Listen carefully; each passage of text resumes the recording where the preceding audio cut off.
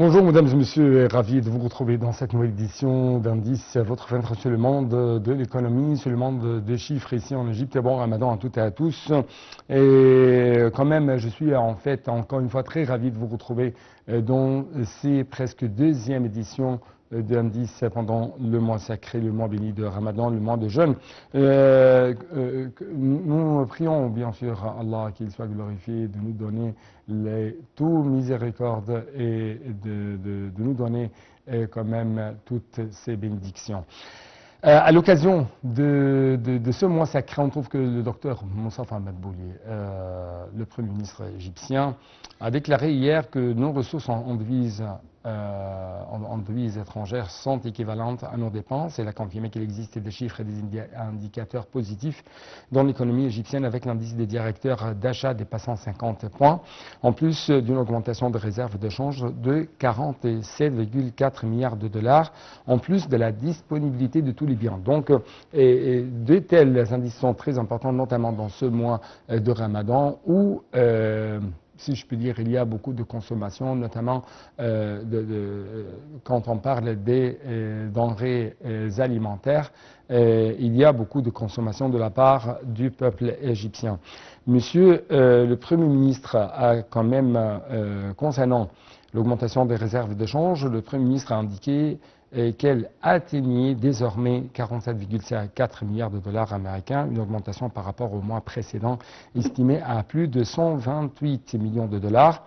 Ce sont tous, selon ces déclarations, de bons indicateurs concernant la stabilité de taux de change, où on peut dire en général que les choses se passent très bien en termes de réponse à tous les besoins, malgré le fait que le mois sacré du Ramadan s'accompagne d'une augmentation de la consommation ainsi qu'une augmentation de la demande de la devise étrangère et de biens, mais tous les besoins sont disponibles de manière stable. Donc, je crois que j'ai actuellement en ligne, nous avons pu contacter Dr Amr Hamed, notre professeur de l'économie. Bonjour et bon Ramadan. Bonjour, bon Ramadan à vous aussi. Merci beaucoup, Dr Amr Hamed. Donc, je viens d'annoncer presque trois indices très importants. Tout d'abord, l'indice de directeur d'achat qui dépasse le 50 points. Qu'est-ce que ça veut dire ça?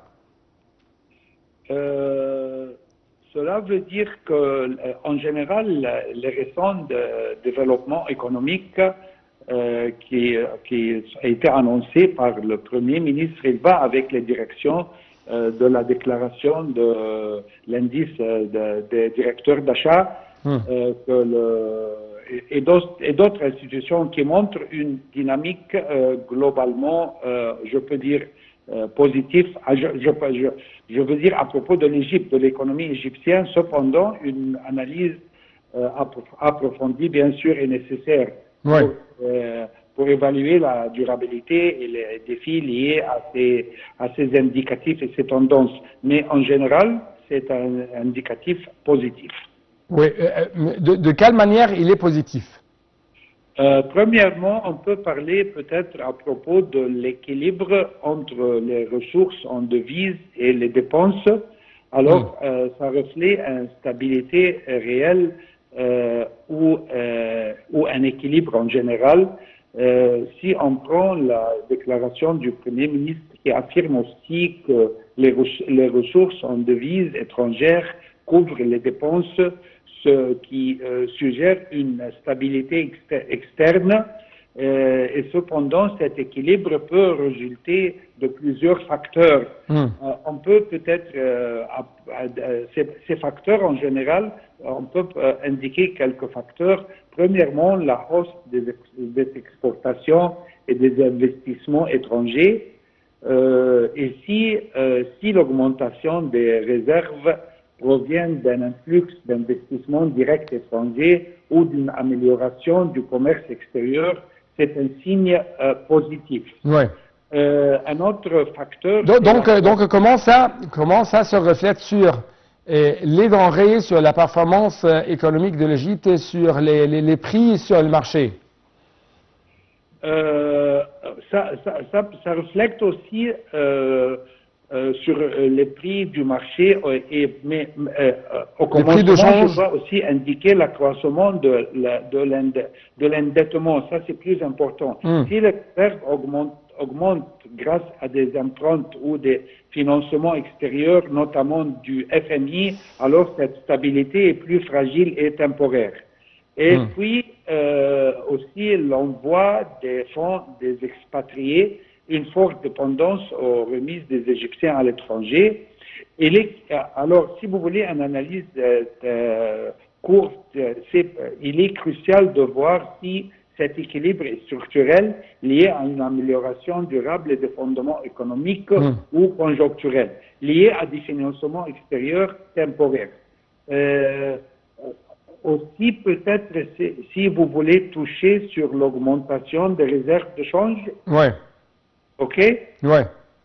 Alors, si on touche aussi sur l'augmentation des réserves de change, qui signale aussi positif, mais vigilance nécessaire. Les réserves de change ont atteint à peu près 47,4 milliards de dollars, en hausse de 128 millions de dollars sur un mois.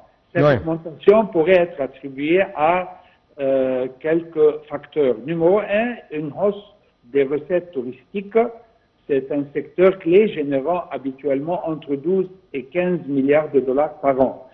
Et un autre facteur, ce sont des entrées des capitaux étrangers, notamment des investissements de pays du Golfe dans des projets stratégiques. Et un autre facteur, c'est une politique monétaire plus stricte, si vous voulez, mais limitant la sortie de devises pour protéger les réserves. Pour conclure ce point, cette augmentation est positive, mais la question, c'est la question clé et sa durabilité. Si elle repose sur des entrées spéculatives ou de l'endettement, elle pourrait être temporaire. Et sur les prix de change contre les devises étrangères, contre le dollar, par exemple, comment ça représente un effet positif? Oui, bien sûr, parce que peut-être vous vous rappelez, depuis quelques mois, on a parlé du taux du dollar vis-à-vis le livre égyptien, et je vous ai annoncé depuis peut-être 6 mois que le dollar ne va pas dépasser le 50. Et ça, c'est la situation jusqu'à maintenant. Alors, ça, bien sûr, c'est un indicatif positif. Et si vous voulez mon analyse, même pendant les quelques mois qui viennent, disons 3 ou 4 mois, je pense que le changement ne va pas être plus que peut-être maximum un livre égyptien 50, 51, si vous voulez, sinon pas aller au reverse. De cette autre question. Pour conclure ce point, je crois que le livre égyptien, si on ne va pas voir des vrais changements qu'on ne connaît pas, alors c'est stable dans disons, dans les quelques mois qui viennent. Oui, et autre question, le Premier ministre a déclaré hier que la zone économique d'Ain Sokhna compte désormais 130 usines contre 65 usines auparavant, ce qui constitue un essor majeur dans la zone économique d'Ain Sokhna. Donc, comment vous lisez ou vous analysez quand même cette augmentation dans le domaine de l'industrialisation ici en Égypte? Alors, l'expansion de la zone économique d'Ain Sokhna, de mon point de vue aussi, ça peut représenter, si vous voulez, si on va continuer dans cette direction, c'est un boom industriel durable de mon point de vue. Mais, bien sûr, on a besoin d'établir quelques directives très solides pour trouver cet objectif, si vous voulez. Le nombre d'usines dans la zone économique est passé de 65 jusqu'à 130, comme vous venez d'indiquer. Cette croissance peut être due à quelques facteurs.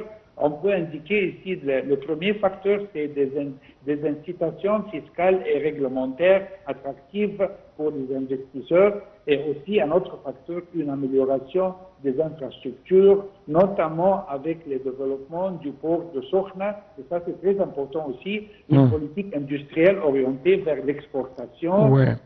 Et mon analyse, c'est qu'il est essentiel d'évaluer la nature de ces nouvelles usines, parce que la question, c'est, sont-elles principalement tournées vers l'exportation? Et bien sûr, de mon point de vue, si, oui. À propos de l'exportation, par exemple, j'ai une statistique, augmentation de 2,3 milliards de dollars des exportations égyptiennes en 2024. Comment vous avez analysé encore une fois cet indice? De l'exportation ou de quoi? Oui, de l'exportation. C'est ce que je viens d'expliquer, c'est que cette exportation, oui, je crois que ça va augmenter, mais c'est très important d'établir les paramètres, si vous voulez, très important. Alors, ce qui est très important, c'est de renforcer encore une fois un système compréhensif. Je veux dire un système économique compréhensif. On a déjà commencé dans cette direction, mais c'est très important que ça soit un système pas seulement via la direction de quelques figures, de quelques personnels. Mais le système même doit être compréhensif et bien sûr, ça doit être relié sur choisir des personnes plus expérimentées, spécialisées de direction et aussi renforcer le système juridique et législatif pour dans le domaine économique. J'ai presque deux minutes. Et bancaire aussi. J'ai presque deux minutes. La valeur du déficit de la balance commerciale égyptienne a augmenté de 13% en décembre dernier pour atteindre 4,15 milliards de dollars contre 3,67 milliards de dollars en décembre de 2023. Comment vous avez analysé ce déficit de la balance commerciale égyptienne qui a augmenté? Je ne veux pas dire que c'est un signal d'alerte parce que le déficit commercial a augmenté, comme vous indiquez, de 4,15 milliards en décembre malgré la hausse des exportations. Cela signifie que les importations ont cru encore plus rapidement. Les causes possibles sont les suivantes. Peut-être la dépendance aux importations énergétiques et alimentaires, la faible production locale pour substituer certains biens importés, la dévaluation de la monnaie augmentant le coût des importations, une croissance des exportations est encourageante bien sûr, mais elle doit être accompagnée d'une réduction du déficit commercial pour être bénéfique à long terme. Monsieur Amr Hamadi, je dois vous remercier infiniment pour de tels éclaircissements de votre part. Merci infiniment en fait pour tous vos efforts concernant les différentes explications, les différentes analyses que vous présentez à NALTV International en ce qui concerne notamment l'économie égyptienne. Merci beaucoup encore une fois et même chose pour vous, chers téléspectateurs. Merci. Bon Ramadan à toutes et à tous. À la prochaine.